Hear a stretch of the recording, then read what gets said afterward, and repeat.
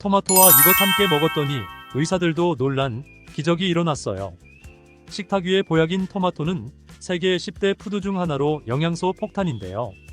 토마토에는 라이코펜을 비롯해 각종 비타민과 필수 영양소가 듬뿍 들어있어 면역력 강화, 성인병 예방, 항암 효과, 항노화 등 다양한 효능이 있답니다.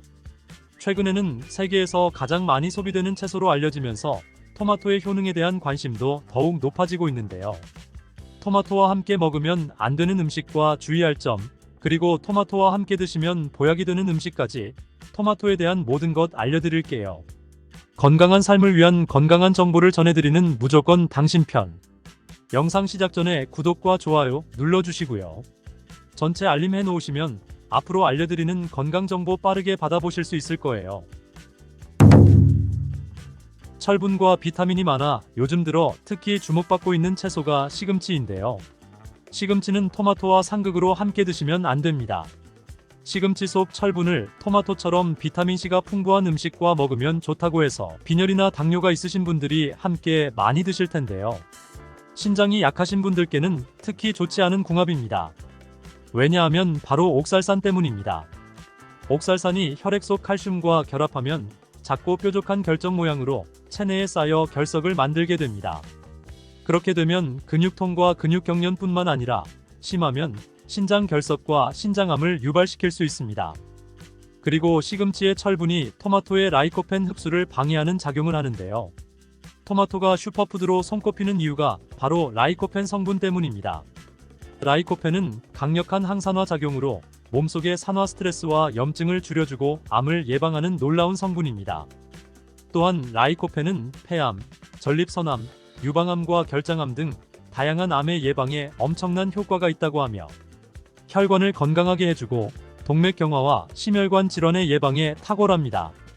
오하이오주 주립대학의 연구에 따르면 토마토를 시금치와 함께 드시면 이 기적의 성분인 라이코펜 흡수율이 무려 50%나 감소된다고 하니 토마토와 시금치를 함께 드시지 않는 것이 좋습니다. 토마토를 드실 때 숙성되지 않은 초록색 토마토는 주의하시기 바랍니다. 숙성되지 않은 덜 익은 토마토에는 솔라닌이라고 하는 독성 물질을 함유하고 있습니다. 이 솔라닌은 식물이 해충이나 질병으로부터 스스로를 보호하기 위해 생성되는 자연 방어 물질인데 감자에 싹에 많이 들어있는 독성 물질입니다. 이 솔라닌을 섭취하게 되면 복통, 구토, 현기증, 두통, 심하면 마비 등의 증상이 나타날 수 있으니 주의하시기 바랍니다. 그리고 토마토 요리를 할 때 한 가지 주의할 점은 단맛을 좋아하시는 분들이 간혹 설탕을 첨가해 드시는데요. 설탕만은 피해 주시기 바랍니다. 설탕은 토마토의 영양 성분을 파괴하기 때문에 건강을 위해 드신 토마토가 아무 소용이 없게 됩니다. 그리고 설탕이 몸속에 들어오면 설탕을 분해하기 위해 비타민 B가 사용되는데요. 비타민 B는 피로를 감소시키고 뇌의 활동을 활성화시키는데 도움을 주는 아주 중요한 영양 성분입니다. 토마토에 함유된 비타민 B가 설탕 때문에 체내 흡수율이 감소하게 되고 설탕으로 인해 혈당이 상승하며 혈관 내 염증 수치가 올라가게 됩니다. 이렇게 되면 기억력의 중추인 해마를 위축시켜 혈관성 치매의 위험을 높이고 고혈당성 당뇨병을 넘어 암이 발생할 가능성이 높아지게 되어 토마토의 항산화 효과를 전혀 누릴 수 없게 되는 것이지요. 혹시 토마토 케첩 많이 사용하시나요? 달콤 상콤한 맛이 좋아 계란 후라이에 뿌려 먹기도 하고 다양한 요리에 사용하는 토마토 케첩도 우리 몸에 독이 된다는 사실 아셨나요? 실제로 케첩 한 스푼에 설탕이 약 4g 정도 들어있는데 이는 시중에 판매되는 초콜릿에 들어있는 설탕보다 더 많은 양입니다. 이뿐 아니라 케첩의 영양 성분을 살펴보면 액상과당, 소금, 합성 착색료, 향신료 등 수많은 감미료와 식품 첨가물이 들어있습니다. 케첩이 토마토를 원료로 만들어져 건강한 재료라고 알고 있는 분들도 계시겠지만 케첩 속 토마토는 가공 과정과 각종 첨가물들에 의해 영양 성분이 많이 파괴되어 있고 오히려 우리 몸을 공격하는 성분들이 가득하답니다. 그렇다면 토마토와 함께 먹으면 보약이 되는 음식은 어떤 것이 있을까요? 토마토는 비타민, 베타카로틴, 라이코펜, 무기질 등 영양 성분이 풍부하지만 한 가지 부족한 영양 성분이 단백질입니다.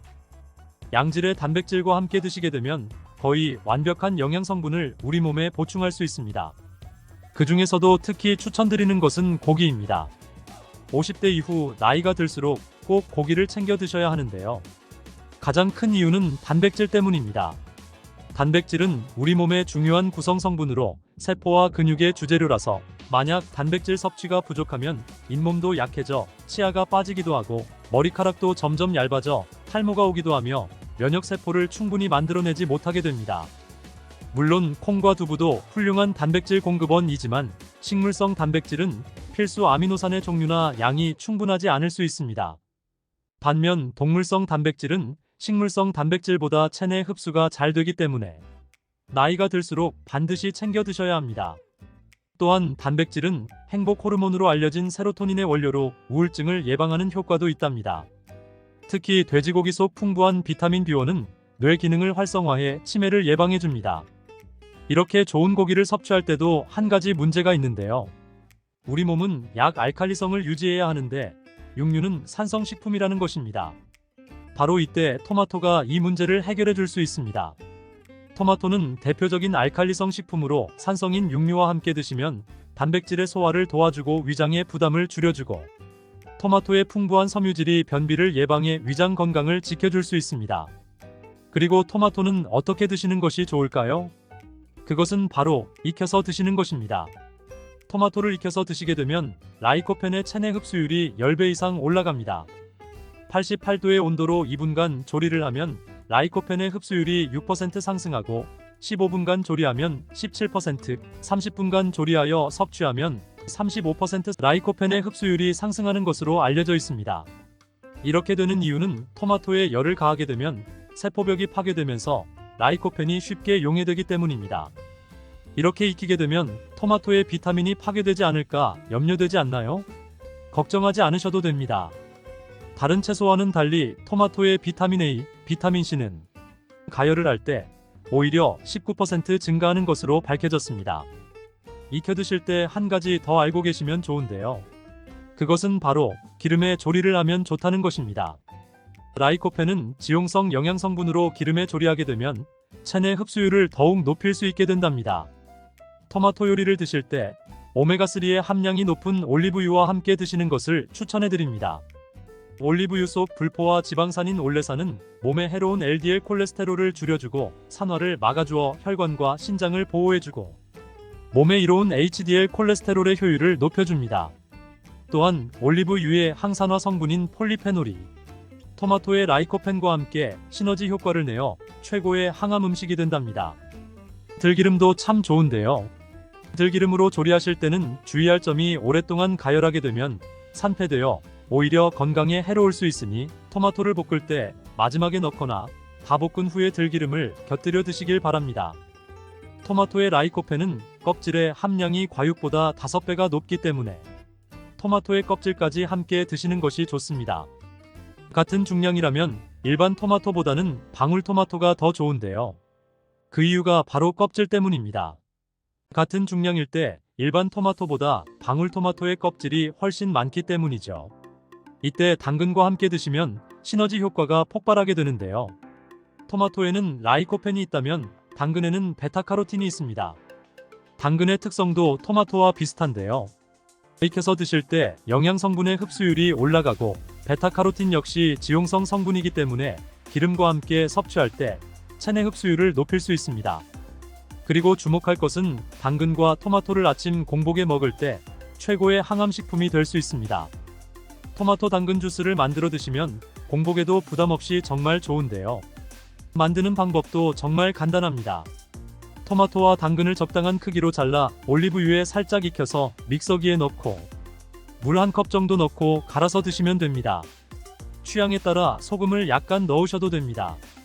이렇게 만든 당근 토마토 주스는 암 예방뿐만 아니라 혈관을 건강하게 하는 데에도 탁월한 효능을 발휘하며 면역력 강화와 피부 미용에도 효과가 정말 좋답니다. 토마토는 소금과 잘 어울리는데요. 토마토에는 콜라겐 생성에 필수적이고 암과 싸워주는 비타민C가 매우 풍부한데 소금과 함께 드시면 비타민C와 라이코펜의 흡수율도 높아집니다. 문제는 바로 토마토의 비타민C는 공기 중에 산소와 만나면 쉽게 산화된다는 것입니다. 이때 토마토를 자른 단면에 소금을 살짝 뿌려주시면 토마토에 얇은 막을 씌워 비타민C의 산화를 억제해준답니다. 소금이 걱정이시겠지만 토마토에는 혈압을 낮추고 심혈관 질환의 발병률을 줄여주는 칼륨이 매우 풍부하게 들어있기 때문에 칼륨이 나트륨을 배출해 주어 오히려 세포와 에너지의 대사가 원활해지는 효과가 있습니다. 또 토마토와 함께 드시면 좋은 식품으로 계란을 빼놓을 수 없죠. 완전식품의 대표주자 계란에는 단백질이 풍부하지만 비타민C와 식이섬유가 부족한데 이를 토마토가 보충해주며 토마토의 부족한 단백질을 계란이 보충해주어 함께 섭취할 때 좋은 시너지 효과를 낼 수 있습니다. 토마토의 라이코펜도 계란과 함께 섭취 시 체내 흡수율이 높아지며 항산화 효과와 면역력 강화에도 높은 효과를 누릴 수 있습니다. 토마토와 계란은 함께 볶아서 드시면 되는데요. 만드는 방법도 알려드릴게요. 먼저 계란을 풀어 달궈진 팬에 넣고 스크램블을 만들어줍니다. 만든 스크램블은 접시에 옮겨놓고 팬에 올리브유를 넣고 다진 파를 볶아 파기름을 내어줍니다. 그리고 적당한 크기로 자른 토마토를 넣고 잘 볶아주다가 마무리될 때쯤에 접시에 옮겨놓았던 스크램블을 넣고 조금 더 볶아주면 끝입니다. 정말 간단하죠? 취향에 따라 간장이나 굴소스 같은 조미료를 첨가해 주셔도 됩니다. 이렇게 만든 토마토 계란 볶음은 아침 공복에 드시면 소화도 잘 될 뿐만 아니라 풍부한 영양 성분과 계란의 포만감으로 다이어트에도 정말 좋은 음식이 됩니다. 브로콜리도 참 좋은데요. 브로콜리는 토마토와 함께 세계 10대 푸드에 들어가는 채소입니다. 토마토가 전립선암에 좋다고 했는데 브로콜리와 함께 섭취하게 되면 효과는 더욱 증가된다는 연구 결과도 있습니다. 또한 브로콜리는 토마토의 영양성분 흡수율을 높여주며 혈압을 조절해주고 동맥 경화를 예방하는 데에도 도움을 준다고 합니다. 아보카도라는 과일 알고 계시죠? 아보카도 또한 토마토와 함께 먹으면 좋은 음식인데요. 아보카도에는 불포화 지방산이 풍부하여 토마토의 라이코펜 성분을 흡수하는 데에 도움을 줍니다. 또한 아보카도에는 루테인, 지아잔틴 같은 카로티노이드 성분이 풍부하여 눈 건강을 증진시키는 데에 효과를 발휘합니다. 눈 건강에 좋은 채소라고 하면 당근을 빼놓을 수 없겠죠? 당근과 이것 함께 먹고 뱃살이 쏙 빠지고 눈이 밝아졌어요. 당근이 몸에 좋다는 사실은 이미 알고 계시지요? 그런데 아무리 몸에 좋다는 당근도 먹는 방법에 따라 그리고 함께 먹는 음식에 따라 몸에 독이 될 수도 있고 보약이 될 수도 있다는 사실 알고 계신가요? 당근과 함께 먹으면 보약이 되는 음식과 당근을 먹는 방법, 당근을 제대로 먹을 때 나타나는 놀라운 효능까지 당근에 대한 모든 것 알려드릴게요. 그리고 연예인이 3주 동안 11kg 감량했다고 하는 당근 다이어트 방법도 영상 뒷부분에 있으니 영상 끝까지 확인하시기 바랍니다. 당근의 대표적인 효능은 베타카로틴에서 나옵니다. 베타카로틴은 채소를 노란색, 주황색, 빨간색이 되도록 하는 성분이며 대표적인 항산화 물질입니다. 항산화 작용을 한다는 것은 항염증 작용을 한다는 것이고 항염증 작용을 한다는 것은 바로 항암 작용을 할 수 있다는 것입니다. 당근의 첫 번째 효능은 눈 건강을 좋게 한다는 것입니다. 당근의 베타카로틴이 우리 몸속에 들어오게 되면 비타민 A가 되는 것인데요. 비타민 A는 눈 건강을 좋게 하는 성분이죠. 당근을 먹으면 눈이 좋아진다는 말을 많이 들어보셨죠? 눈 건강을 위해 루테인을 드시는 분들이 많아지고 있는데요. 그렇다면 눈에 좋다는 루테인 영양제를 먹을 때와 당근을 먹을 때 어느 것이 눈 건강에 더욱 효과가 좋을까요? 정답은 바로 당근을 먹을 때입니다.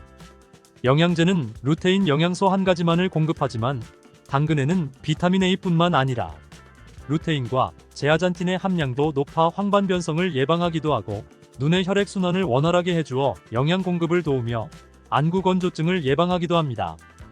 혈액순환이 제대로 되지 않는 상태에서 루테인 영양제를 드신다고 해도 눈 건강을 좋게 하는 데는 한계가 있습니다.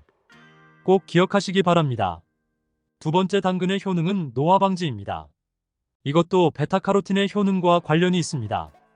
노화가 된다는 것은 몸에 염증이 많아진다는 것인데요. 염증이 몸 안의 곳곳에서 문제를 일으키게 되는 것이죠. 이런 염증을 없애주는 것이 노화를 방지하는 것인데 바로 당근의 베타카로틴이 강력한 항산화 작용으로 염증을 없애주고 노화를 방지해주는 것입니다. 세 번째 당근의 효능은 장을 건강하게 하고 당뇨를 예방한다는 것입니다. 요즘에 당근 주스 많이들 만들어 드시는데요. 착즙해서 드시는 분들 많으시죠? 약간 아쉬운 것은 착즙하고 남은 찌꺼기는 모두 버린다는 것입니다. 당근은 사실 식이섬유 폭탄이라고도 할 수 있습니다. 당근의 베타카로틴이 혈액 내의 염증을 제거하고 당근의 식이섬유는 장 속의 노폐물들을 제거하는 역할을 해줍니다. 장 속에 유산균이 살아가려면 유산균의 먹이가 있어야 되는데요. 이 먹이를 프리바이오틱스라고 합니다. 그리고 프리바이오틱스의 역할을 해주는 것이 당근의 식이섬유입니다. 또한 식이섬유는 당을 흡착하여 배출해주는 효능이 있습니다. 이 효능은 당이 우리 몸에 흡수되는 속도를 늦춰주기 때문에 혈당이 급격히 오르는 것을 막아주게 됩니다. 이런 과정은 당뇨를 예방하는데 아주 탁월한 효능을 발휘하는 것이죠. 네 번째 당근의 효능은 암을 예방하는 것입니다. 암이 발생하는 여러 이유 중 하나는 염증이 계속해서 발생하는 것입니다. 폐에 염증이 반복해서 발생하면 폐암이 될 가능성이 높고 위에 염증이 반복해서 발생하게 되면 위암이 될 가능성이 높은 것이죠. 또 한 가지 경우는 혈액순환이 잘 되지 않는 곳에 암이 발생할 가능성이 높아집니다. 혈액순환이 잘 되지 않게 되면 그곳에 영양분이 잘 전달되지 않고 문제가 생겨도 회복이 더디거나 악화가 될 가능성이 높아지고 결국 암으로 발전하게 된다는 것입니다. 이러한 문제들을 해결해주는 것이 바로 항산화 성분이고 당근의 베타카로틴이 강력한 항산화 작용을 하여 암을 예방할 수 있는 것입니다. 흡연을 하는 분들이 베타카로틴을 섭취하면 폐암의 발병률이 높아진다고 하여 당근 섭취를 꺼리시는 분들이 있는데요. 걱정하지 않아도 됩니다. 암 발생은 당근과는 아무런 관련이 없습니다. 폐암이 발생했던 실험군은 당근을 섭취한 것이 아니고 베타카로틴 영양제를 섭취한 것이었으며 당근을 섭취한 실험군은 오히려 암 발병률이 낮았다는 연구 결과가 있습니다. 다섯 번째 당근의 효능은 치매 예방입니다. 베타카로틴은 뇌혈관에도 작용을 하게 되는데요. 뇌혈관에 쌓이는 베타 아밀로이드를 제거하여 뇌신경을 활성화시켜주는 역할을 해줍니다.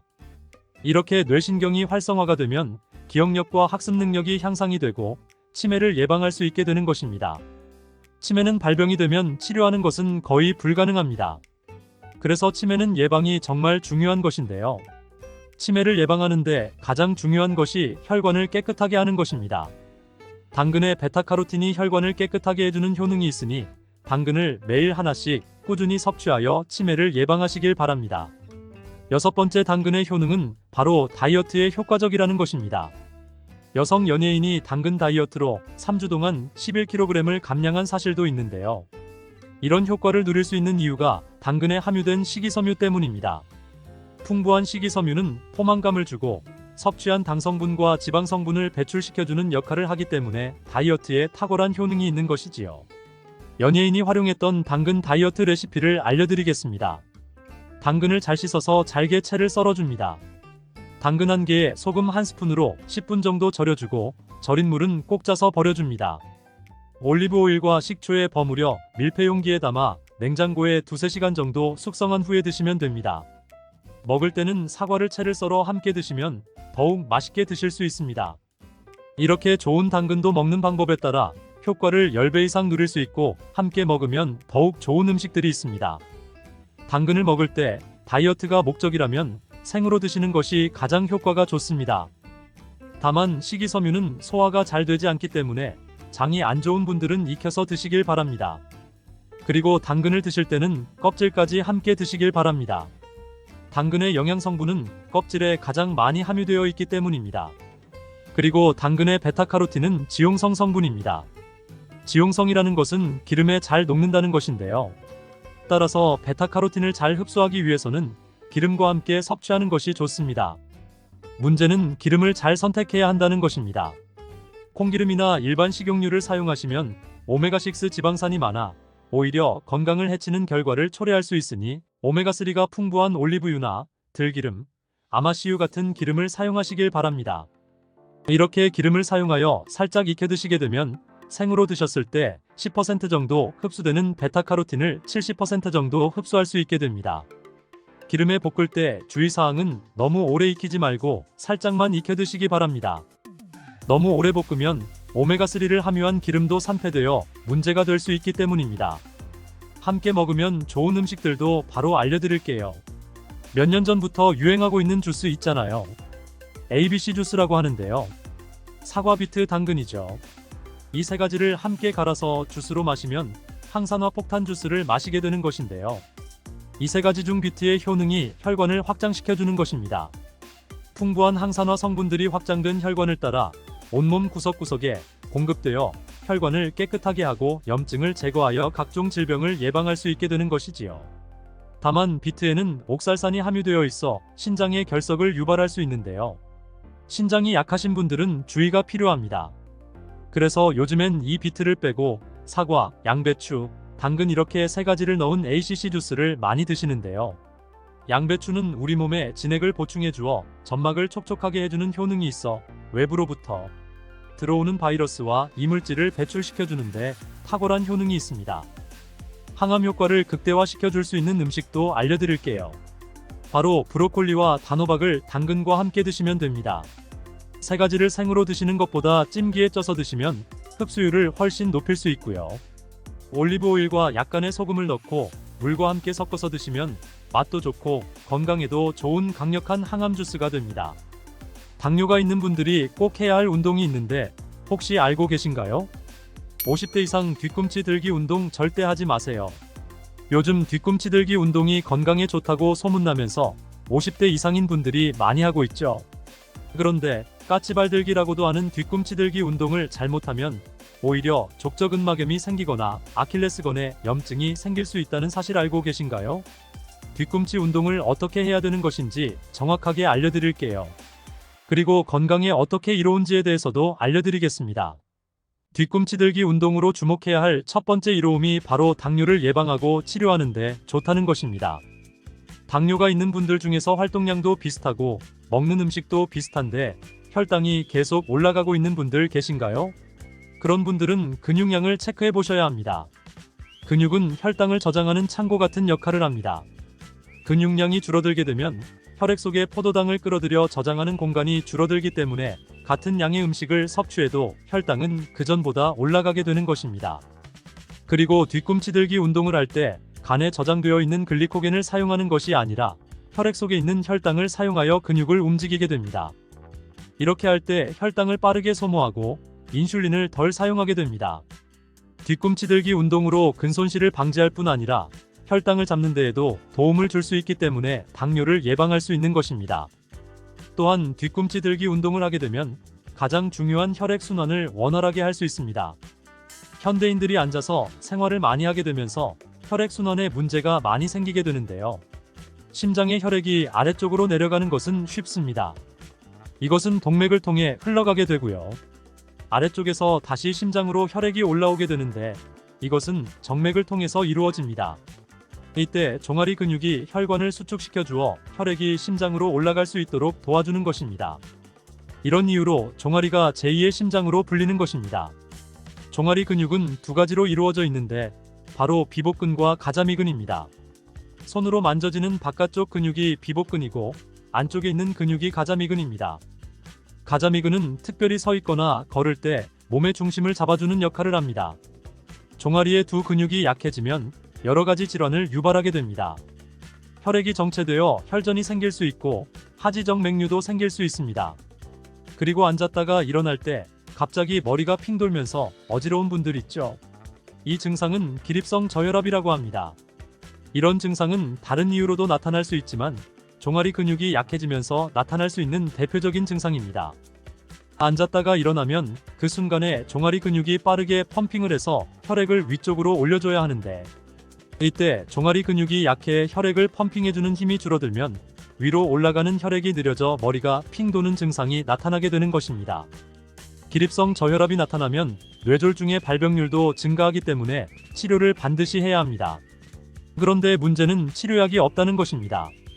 해결 방법은 종아리 근육을 강화해 혈액을 펌핑하는 힘을 증가시켜주면 되는 것이죠. 우리나라 88%의 사람들이 허리 통증에 고통을 받고 있고 허리 디스크로 고생하고 있는 분들이 많이 있는데요. 허리 디스크란 척추의 뼈와 뼈 사이에 있는 디스크가 튀어나와 신경을 눌러 통증을 유발하게 되는 것입니다. 허리 디스크는 시술이나 수술로 치료를 했다고 끝나는 것이 아니라 계속 관리가 필요한 질환입니다. 이 허리 디스크에도 뒤꿈치 들기 운동이 도움이 되는데요.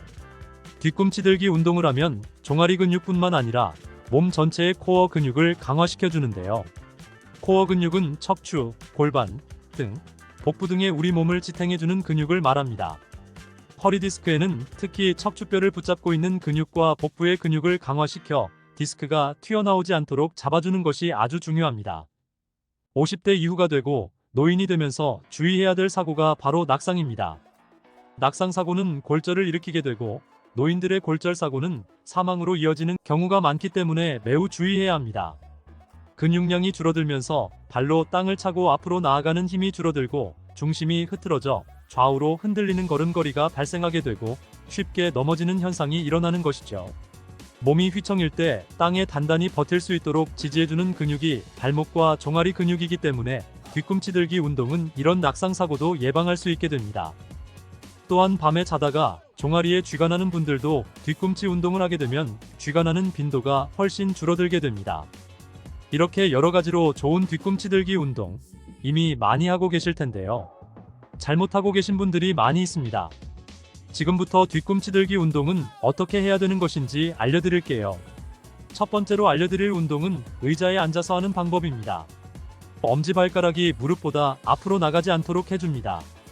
그 상태에서 천천히 3초 정도 뒤꿈치를 올려줬다가 천천히 내려주면 됩니다. 이때 운동 강도를 조금 높여주려면 뒤꿈치를 끝까지 올려준 상태에서 1초 정도 종아리에 힘을 꽉 주면 됩니다. 이런 방법으로 앉아있는 2~3시간 동안 하셔도 종아리에 피로감이 거의 없기 때문에 할 수 있는 한 계속 해주시면 됩니다. 이렇게 하면 종아리의 가자미근을 강화하는데 도움을 줄 수 있고요. 무릎보다 엄지발가락을 앞으로 나가게 한 상태에서 뒤꿈치 들기 운동을 하게 되면 가자미근보다는 비복근을 단련시키는데 도움이 됩니다. 두 가지 방법 모두 사용하셔서 꾸준히 운동해 주시기 바랍니다. 두 번째는 일어선 상태에서 하는 뒤꿈치 들기 운동입니다. 발을 어깨 너비만큼 벌린 상태에서 뒤꿈치를 올렸다가 내리시면 됩니다. 처음 하셔서 익숙하지 않은 분들은 의자나 벽을 붙잡고 하시면 됩니다. 익숙해지면 아무것도 붙잡지 않은 상태에서 뒤꿈치를 올렸다가 내리면 되는데요. 일어선 상태에서도 운동 효과를 높이려면 뒤꿈치를 최대한 올린 상태에서 종아리에 힘을 꽉 주었다가 천천히 내리면 됩니다. 운동 강도를 조금 더 올리려면 바닥에 책 같은 것은 놓고 발의 앞부분만 책에 걸친 상태에서 하시면 됩니다. 이렇게 하면 뒤꿈치를 더욱 아래쪽으로 내릴 수 있어 종아리 근육을 좀 더 강하게 자극할 수 있게 됩니다. 이렇게 뒤꿈치 운동을 할 때 종아리에만 힘을 주는 것이 아니라 엉덩이, 가슴 등 배에도 힘을 주고 운동을 하여 몸 전체의 코어 근육에 자극을 주는 것에 집중하여 주시기 바랍니다. 주의할 사항은 뒤꿈치 들기를 할 때 반동을 주면서 빨리 하게 되면 오히려 족저근막염이나 아킬레스건에 무리를 주어 염증이 발생할 수 있고 다른 부상을 당할 수 있으니 절대 빨리 하려고 하지 말고 최대한 천천히 뒤꿈치를 올렸다가 내려주는 운동을 하시기 바랍니다. 이렇게 뒤꿈치 들기 운동에 대해서 알려드렸는데 다른 것보다도 혈액순환에 도움을 주고 제2의 심장인 종아리 근육을 강화시켜 주어 당뇨 예방에 도움이 된다고 했잖아요. 그렇다면 당뇨에 좋은 간식에는 어떤 것이 있을까요? 당뇨에 매일 먹어도 되는 최고의 간식 6가지. 당뇨에 걸린 분들이 제일 힘들어하는 것이 배고픔일 것 같습니다. 허기가 진다고 하죠.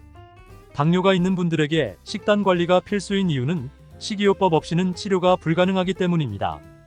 당뇨약은 혈당 수치를 떨어뜨리는 역할을 할 뿐이고 당뇨병을 치료해주는 것은 아닙니다. 그렇기 때문에 당뇨가 있는 분들이 식이요법을 시작하게 되면 먹지 말라는 음식도 너무 많고 맛있고 기름진 음식도 안 되고 밥을 많이 먹어도 안 된다고 하니 먹어도 금방 허기가 지기 때문에 매우 고통스러워 하는데요.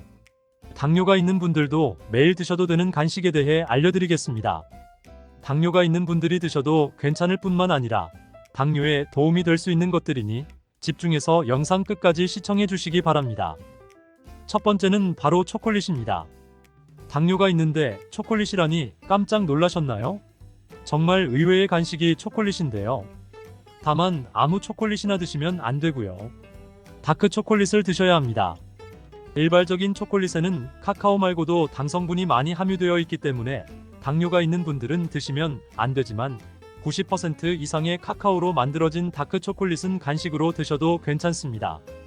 당을 조절해야 되는 이유는 혈당이 올라가게 되면 혈관 속에서 당이 산화되어 여러 가지 합병증을 일으키기 때문입니다.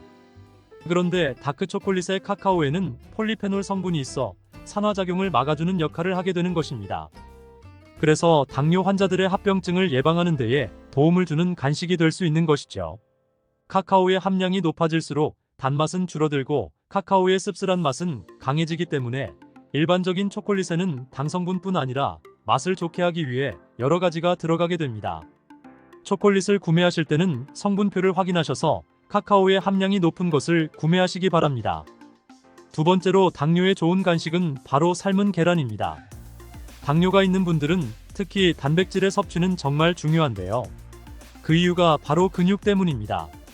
중년 이후에 나이가 되면 근손실이 급격히 일어나게 되는데 근육이 많을수록 혈액 속의 당분 대사를 촉진할 수 있어 혈당 수치를 낮추는 데에 직접적인 도움을 주게 됩니다. 이 때문에 근육을 유지하는 것은 당뇨의 아주 중요한 부분입니다. 단백질의 섭취가 중요한 이유는 단백질 대사를 하기 위해서는 더 많은 에너지가 필요하며 인슐린 분비를 자극하지 않고 진행되기 때문에 당뇨가 있는 분들 뿐만 아니고 다이어트를 하는 분들에게도 도움이 된답니다. 계란 한 개에는 약 6g의 단백질이 함유되어 있고 탄수화물은 거의 없어 혈당을 낮추는데 도움이 되며 위에 머무르는 시간이 3시간 정도 되기 때문에 포만감이 오래 지속될 수 있습니다. 국내 연구진의 연구 결과 하루 3개 이상의 계란을 섭취한 사람은 그렇지 않은 사람에 비해 대사증후군에 걸릴 확률이 남자는 54%, 여자는 46% 낮았다고 합니다. 계란을 섭취하면 계란에 함유된 레시틴이란 성분과 여러 항산화 물질들이 인슐린 민감성을 개선하는 데 도움을 주기 때문에 당뇨에 도움이 되는 것입니다. 계란은 기름에 조리한 후라이보다는 삶은 것을 드시는 것을 권장하고요. 흰자만 먹는 것보다 노른자와 함께 드시는 것이 좋습니다. 계란의 영양소는 흰자보다 노른자에 훨씬 더 많이 함유되어 있기 때문입니다. 소화가 잘 되지 않는 분들은 흰자는 충분히 익혀 드시는 것이 좋고 노른자는 익히지 않고 드시는 것이 소화가 더 잘 된다는 것 기억하시기 바랍니다. 세 번째로 당뇨에 좋은 간식은 피스타치오입니다. 미국 당뇨병 협회의 학술지에 따르면 매일 57g의 피스타치오를 섭취한 당뇨 환자는 당 수치와 인슐린 감소에 도움이 된다고 발표했습니다.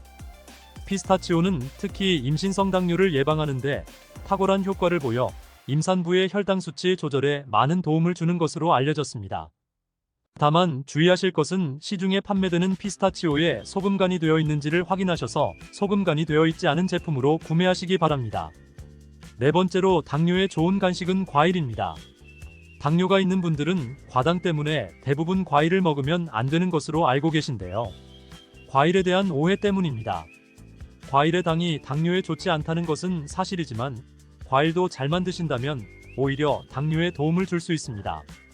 다만 한 가지 조건은 정제된 당분을 섭취하지 않는 상황에서 천연당인 과일을 드셔야 한다는 것입니다. 과일 중에서도 블루베리가 특히 좋은데요. 블루베리의 보라색에는 안토시아닌이 풍부하게 함유되어 있습니다. 안토시아닌은 혈관에 있는 포도당을 근육에 저장시켜주고 간에서 포도당이 만들어지는 것을 억제시켜주어 혈당을 낮춰주는 작용을 해주게 됩니다. 미국의 당뇨병 협회는 블루베리를 당뇨병 슈퍼푸드라고 부르며 블루베리를 꾸준히 섭취하면 인슐린 감수성을 향상시키고 혈당을 낮추는 데 도움이 된다고 발표했습니다. 하루에 150g의 블루베리를 섭취한 실험군은 혈당 스파이크의 발생이 낮아졌고 인슐린 수치 또한 낮아진 것으로 확인되었다고 발표했습니다. 그리고 사과에는 펙틴이라는 식이섬유가 많이 함유되어 있는데요. 이 펙틴이라는 성분은 혈당을 낮춰주는 작용을 하여 천연당뇨약으로 불립니다. 사과는 껍질째 드시는 것이 좋은데요. 우리 몸에 좋은 영양성분이 껍질에 거의 다 함유되어 있기 때문입니다. 이외에도 신맛이 나는 과일들이 당뇨에 탁월한 효능을 발휘합니다. 신맛이 나는 과일에는 유기산이 풍부한데 유기산은 혈관을 청소해주는 역할을 하게 됩니다. 그리고 신맛 나는 과일에는 강력한 항산화제인 비타민C, 비타민 E, 셀레늄, 아연 등이 풍부하여 우리 몸 안의 염증을 치료해주고 산화된 혈관을 회복시켜주는 역할을 해줍니다. 과일이 당뇨에 도움이 될 수 있지만 드시면 안 되는 것이 있습니다. 그것은 말린 과일과 과일 주스입니다. 말린 과일은 당도가 높고 많이 드시게 되어 혈당을 급격히 올라가게 합니다. 그리고 과일 주스에도 식이섬유가 하나도 없고 당 성분이 첨가된 것들이 많아 혈당 스파이크를 일으키는 주범이 될 수 있습니다. 과일을 드실 때는 가공된 과일이 아닌 천연 상태의 과일을 드시기 바랍니다. 다섯 번째로 당뇨에 좋은 간식은 당근입니다. 당근이 당뇨에 좋지 않다고 잘못 알고 계시는 분들이 있는데요. 당근에는 카로티노이드라는 성분이 풍부한데 이 성분이 강력한 항산화 물질입니다. 당뇨로 인한 혈관합병증을 예방하는데 탁월한 효능을 발휘하게 됩니다. 당근을 손가락만한 크기로 잘라 보관하셨다가 공복에 허기가 생길 때 꺼내 드시면 허기도 사라지고 혈당 관리에도 좋으며 당뇨합병증도 예방할 수 있으니 시도해보기 바랍니다. 함께 드시면 좋은 채소들로는 오이, 샐러리, 파프리카 등이 있습니다. 여섯 번째로 당뇨에 좋은 간식은 볶은 콩입니다. 검은 콩의 껍질에는 강력한 항산화 성분인 안토시아닌이 풍부하며 콩에는 단백질이 풍부하게 함유되어 있으며 불포화 지방산도 풍부합니다. 볶은 콩은 심혈관 질환을 예방하는데 탁월할 뿐만 아니라 담즙 분비를 촉진하는 데에도 도움을 줍니다. 변비가 있는 분들에게도 도움을 주고 근손실을 방지하고 다이어트에도 도움을 줄 수 있습니다. 당뇨병이 정말 무서운 이유는 당뇨로 인해 혈관에 문제를 일으키기 때문입니다. 우리 몸은 전체가 혈관으로 이루어져 있기 때문에 몸 전체에 합병증을 일으킬 수 있다는 것이죠. 대표적인 것이 심혈관 질환인데요. 심장병, 심방세동, 심근경색, 뇌혈관 질환, 파킨슨병, 치매 등을 일으킬 수 있고요. 관절과 말초신경에도 문제를 일으킬 수 있습니다. 당뇨로 발가락, 더 나아가 발목까지 절단하는 상황까지 벌어질 수 있는 것이죠. 눈의 혈관에 문제를 일으키면 실명에 이를 수도 있습니다. 최근 논문에 따르면 당뇨에 걸린 사람은 암에 걸릴 확률이 50%까지 증가하는 것으로 보고되고 있습니다. 당뇨는 이렇게 단순히 혈당만의 문제가 아니라 몸 전체의 질병을 일으킬 수 있는 무서운 병인 것입니다. 그렇기 때문에 식이요법을 철저히 하여 당뇨를 예방하고 치료해야 하는 것입니다. 카로티노이드라는 항산화 물질이 풍부한 당근과 오이, 샐러리, 파프리카 등을 손가락만한 크기로 잘라 함께 드시면 좋고 볶은 콩에도 항산화 물질과 단백질이 풍부하여 근손실을 방지하고 변비와 다이어트에도 도움이 된다는 사실 기억하시기 바랍니다. 당뇨에 기가 막힌 효능이 있는 채소가 있다는데 알고 계신가요? 상추에는 비타민 A, 비타민 C뿐만 아니라 엽산, 칼슘, 식이섬유 등의 다양한 영양소가 있어 건강에 아주 좋은 식물입니다. 부작용이 거의 없는 채소라고 알고 있지만 먹는 방법에 따라 오히려 건강을 해칠 수도 있다는 사실 알고 계신가요? 어떻게 먹고 무엇과 먹느냐에 따라 상추의 효능은 완전히 달라질 수 있는데요. 지금부터 상추의 효능에는 어떤 것이 있고 먹을 때 주의할 점과 함께 드시면 보약이 되는 음식까지 상추에 대한 모든 것 알려드릴게요. 먼저 상추는 당뇨가 있는 분들에게 정말 좋은 채소입니다. 당뇨 환자라면 채식을 위주로 드시게 됩니다. 그런데 당뇨에 좋다고 하는 많은 채소들의 단점이 소화가 잘 안 된다는 것이죠. 반면에 상추는 소화가 잘 되고 영양소도 풍부하다는 장점이 있습니다. 혈당 조절에도 아주 탁월한 효과가 있는데 어떤 성분 때문일까요? 상추만의 특별한 성분인 바로 락투신 때문입니다. 락투신은 상추의 줄기를 꺾으면 보이는 하얀색의 액체 속에 있고 쓴맛을 내는 특징이 있습니다. 최근 연구에 따르면 락투신은 장에서 포도당이 흡수되는 것을 억제해 식후 혈당이 급격히 오르는 것을 막아주는 역할을 하는 것으로 밝혀졌습니다. 이뿐만 아니라 락투신은 간에서 포도당의 생성을 줄이고 인슐린 감수성을 높여 혈당을 낮추는데 효과가 있다고 하는데요. 여기에다 비타민 K도 풍부하여 인슐린 분비를 촉진하는 효과까지 있습니다. 그리고 식이섬유가 풍부한데 이는 인슐린 감수성을 높이는데 중요한 역할을 합니다. 2013년 한양대학교 연구팀의 발표에 의하면 상추의 식이섬유와 폴리페놀 성분이 인슐린 저항성을 개선하고 포도당의 흡수를 지연시킨다고 발표하였습니다. 상추는 또한 GI 지수가 23, GL 지수가 100g당 0.5로 낮은데요. 이 수치가 의미하는 것은 상추를 섭취할 때 혈당 상승이 최소화되며 포만감은 길게 유지된다는 것입니다. 그렇다면 상추와 함께 먹으면 당뇨 관리에 더욱 효과적인 음식에는 어떤 것이 있을까요? 요즘 들어 부쩍 유명해진 과일이죠. 바로 아보카도입니다. 불포화 지방산이 풍부한 아보카도는 인슐린 감수성을 높이는데 도움을 주며 풍부한 식이섬유는 콜레스테롤 수치를 낮춰주고 혈당 조절에 폭발적인 시너지 효과를 나타냅니다. 계란도 상추와 함께 먹으면 좋은데요. 계란에는 질 좋은 단백질과 각종 영양 성분이 풍부한데 혈당을 천천히 오르게 하고 혈당을 오랜 시간 안정적으로 유지하는 데 도움을 줍니다. 계란의 단백질은 포만감을 오래 유지해 주어 과식을 막아주고 간에서 포도당의 생성을 줄여주는 효과도 있어 당뇨에 많은 도움을 줄 수 있습니다. 상추와 만나면 이런 효과는 시너지를 발생하게 되는 거지요. 상추, 아보카도, 계란을 함께 넣은 샐러드를 드신다면 혈당 잡는 최고의 요리라고 할 수 있습니다. 피부가 칙칙하고 주름이 늘어나고 있는 분들 있다면 집중해 주세요. 상추가 피부에 굉장히 좋은 효과를 갖고 있습니다. 상추에는 비타민 A와 비타민 C가 풍부한데요. 비타민 A를 다른 말로 레티놀이라고 합니다. 레티놀이 뭐냐면 대부분의 화장품의 원료로 사용되는 성분입니다. 그만큼 피부에 좋다는 것이겠죠. 이 레티놀은 피부 아래쪽의 콜라겐이나 엘라스틴 등의 탄력 섬유를 증가시키는 효능을 가지고 있고 비타민C도 콜라겐 생성에 관여하는 아주 중요한 성분이기 때문에 비타민C가 몸속에 부족하면 피부의 탄력이 떨어지고 주름이 늘어나게 되는 것이죠. 그리고 자외선 때문에 피부가 많이 손상이 되는데 이런 자외선으로부터 손상되는 것을 막아주는 역할을 비타민C가 해주며 멜라닌 색소의 생성도 억제해주기 때문에 칙칙한 피부를 밝게 만들어주는 미백 효과를 볼 수도 있습니다.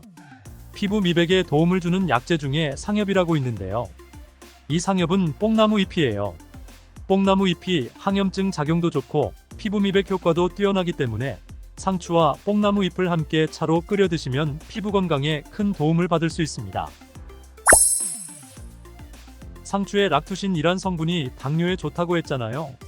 그런데 이 성분이 두통을 진정시켜주는 데에도 효과가 좋습니다. 머리가 지끈지끈 아픈 분들이 상추를 드시면 도움을 받을 수 있는데요. 의학의 아버지 히포크라테스가 환자를 수술할 때 상추를 먼저 먹이고 수술을 했다는 기록이 있어요. 상추 안에 락투신이 마취제가 없던 시절에 수술받는 환자의 고통을 줄여주는데 도움을 주기도 했다는 것이죠. 이런 락투신은 염증으로 인한 통증을 줄여주고 두통을 완화시켜주기도 하는데 특히 열이 오르면서 통증이 발생하는 두통을 개선하는데 효능이 탁월하답니다. 상추는 눈 건강에도 도움이 됩니다. 상추에는 루테인, 비타민 A, 베타카로틴이 풍부하기 때문입니다. 루테인은 영양제로 많이 먹고 계시죠? 눈 건강에 도움을 주는 대표적인 영양소가 바로 루테인인 건 알고 계실 거예요. 눈이 노화가 진행되면 황반색소의 밀도가 감소하게 되는데 루테인이 이 황반색소의 밀도를 유지하는데 도움을 주고 황반 변성을 예방하며 로놉신의 생성을 도와주기 때문에 시력도 좋아지게 해줍니다. 또한 베타카로틴은 활성산소를 제거하여 눈의 노화를 예방하고 비타민 A로 전환되어 눈의 점막을 건강하게 유지하도록 도움을 줍니다. 또한 야맹증, 안구 건조증 등의 안구 질환을 예방하는 데에도 많은 도움을 주어 눈 건강에 필수적인 영양소입니다. 열이 머리로 올라가게 되면 두피가 건조해지고 비듬도 많이 생기게 되며 두피에 염증도 발생하게 됩니다. 또 모낭에 영양분이 충분히 공급되지 못하고 머리카락을 잘 잡아주지 못해 탈모가 일어나게 되는데요. 이럴 때는 두피의 상태를 건강하게 만들어줘야 탈모를 방지할 수 있습니다. 상추는 찬 성질을 가지고 있어 열을 내려주는 효과가 있습니다. 바로 두피의 열을 내려줄 수 있다는 것이죠. 두피의 열을 내려주고 상추의 항산화 물질인 베타카로틴이 활성산소를 제거하고 혈액순환이 잘 되도록 도와주게 됩니다. 이런 효능이 모낭에 필요한 영양성분 공급을 원활하게 해주어 머리카락을 건강하고 빠지지 않게 잡아주고 머리결도 좋게 해주는 것이죠. 밤잠 설치시는 분들 계시죠? 상추를 먹으면 졸리다는 말은 한 번쯤 들어보셨을 거예요. 상추에는 락투카리움이란 성분이 들어있는데 이 성분은 수면 유도, 진정, 최면에 효능이 있어 불면증을 개선하는 데에 도움을 줍니다. 락투카리움 성분뿐만 아니라 숙면 호르몬이라고 알려진 멜라토닌이라는 성분도 상추에 많이 함유되어 있어 불면증 개선에 도움을 주는데 락투라리움 성분은 상추잎보다는 상추대에 더 많이 함유되어 있어 불면증 치료를 위해 상추를 드시려면 상추대를 차로 끓여 드시면 효과를 보실 수 있을 거예요. 상추는 잎으로도 상추차를 끓여 드실 수 있는데요. 방법도 바로 알려드릴게요. 첫 번째는 건조되지 않은 상추를 끓는 물에 넣고 상추를 우려서 그 물을 차로 드시는 방법이 있습니다. 따뜻하게 드셔도 되고 냉장고에 보관하셨다가 드셔도 괜찮습니다. 두 번째 방법은 상추잎을 건조시킨 후에 기름을 두르지 않은 팬에 한번 덮어주시면 되는데요. 이때 상추잎이 부서질 거예요. 부서진 상추잎을 다시백 같은 곳에 소분해 두셨다가 차로 우려서 드셔도 되고, 큰 통에 담아 두었다가 마실 때마다 커피를 내리는 것처럼 거름종이에 걸러 뜨거운 물로 우려서 드셔도 됩니다. 상추의 종류에 따라서 락투카리움의 성분의 함량이 다른데요. 요즘엔 쓴맛을 제거한 계량종이 많아 이 락투카리움 성분이 상당히 적게 함유되어 있어요. 아무 상추나 드시면 효과를 볼 수 없고, 전남농업기술원에서 개발한 품종인 흑하랑이라는 상추가 있는데요. 일반 상추에 비해 락투카리움의 함량이 124배나 높다고 합니다. 수면 개선을 위해 상추를 드실 분들은 흑하랑을 구매해 드시면 효과를 볼 수 있겠죠. 장이 안 좋은 분들에게도 상추는 많은 도움이 되는데요. 상추에는 수분이 풍부하고 식이섬유와 마그네슘이 많아 수분이 없어 단단해진 변을 부드럽고 묽게 만들어 배변 활동을 도와줍니다. 장이 건강하지 않아 장에 독소가 쌓이게 되면 그 독이 위로 올라와 얼굴에 나타나게 되는데요. 얼굴에 여드름 같은 뾰루지가 생기고 피부가 어두워지는 증상이 나타날 수 있습니다. 상추에는 배변 활동을 활발하게 하는 식이섬유뿐만 아니라 엽산이 풍부해 대장의 염증을 줄여주는 효과도 있습니다. 그리고 비타민 K, 엽산, 루테인이 함께 작용하여 염증뿐만 아니라 대장암을 예방하는 데에도 효능을 발휘하게 되는데요. 풍부한 엽산은 혈액을 생성하는 데에 도움을 주기도 하지만 손상된 세포 DNA를 복구하는 효능이 있어 암을 예방할 수 있습니다. 식이섬유는 장내에 쌓인 노폐물들을 흡착하여 몸 밖으로 배출해주고 염증을 제거해 주어 장을 건강하게 해주는 것이지요. 상추는 뼈 건강에도 도움이 된다는 보고가 있습니다. 미국의 캘리포니아 주립대학교에서 우주인을 위한 유전자 조작 상추를 만들었습니다. 사람이 우주에 가면 중력이 없기 때문에 골밀도의 손실이 심하게 일어납니다. 한 달에 1% 정도씩 줄어든다고 하는데, 유전자 조작된 상추를 먹으면 이런 현상을 막아줄 수 있습니다. 이 상추에는 뼈 생성을 촉진하는 부갑상선 호르몬 관련 유전자가 들어있습니다. 유전자 조작이 되지 않은 상추에도 칼슘이 많이 들어있어 골다공증 예방에 도움을 줄 수 있는데요. 두부와 함께 드시면 이 효과는 배가 됩니다. 두부에는 이소플라본이라는 성분이 많은데 상추의 칼슘이 몸속에 흡수되는 것을 도와주어 골다공증을 예방하는 효과를 극대화시켜줍니다. 상추를 드실 때는 주의할 점이 별로 없지만 이것만은 꼭 기억하세요. 한의학에서는 상추가 차가운 성질을 가지고 있다고 하는데요. 몸이 찬 사람이나 위장이 약한 분들이 상추를 너무 많이 먹으면 소화불량이나 설사, 복통 등의 증상이 나타날 수 있습니다. 이런 분들은 상추를 조금만 먹거나 익혀 드시는 것이 좋습니다. 또 갑상선이 약하신 분들도 주의하셔야 하는데요. 상추에는 갑상선 호르몬 생성을 방해하는 성분이 있어 갑상선 기능에 영향을 줄 수 있습니다. 그리고 상추를 보통 쌈을 싸 먹을 때 많이 드시잖아요. 그때 쌈장을 많이 드시게 되는데 상추가 문제가 아니라 이 쌈장이 문제입니다.